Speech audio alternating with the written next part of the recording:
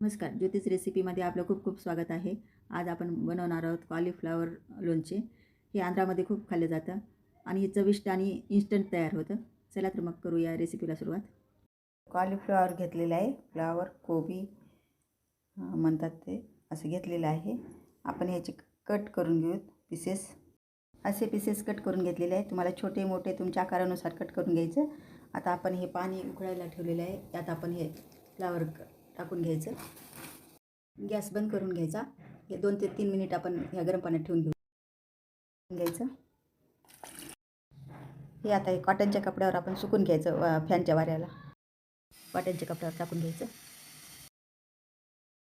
मोहरी आणि 1 चमचा मेथी हे थोडं गरम करून घ्यायचं आणि मिक्सरमधून आणि मेथीची पूड करून घेतलेली आहे मिक्सरमधून.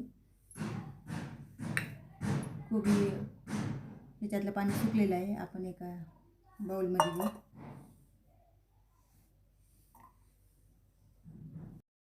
हिंग अर्धा चमचा, हळद 1 चमचा, तिखट 3 चमचे, मोहरी आणि मेथीची पूड, मीठ चवीनुसार, लिंबाचा रस 1 लिंबाचा रस. हे सर्व मिक्स करून घ्यायचं.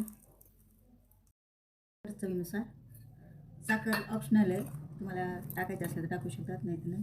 आणि तेल गरम करून घेतले, अर्धी वाटी टाकायचं. इन्स्टंट कॉलीफ्लॉवर लोणचं तयार झालेलं आहे.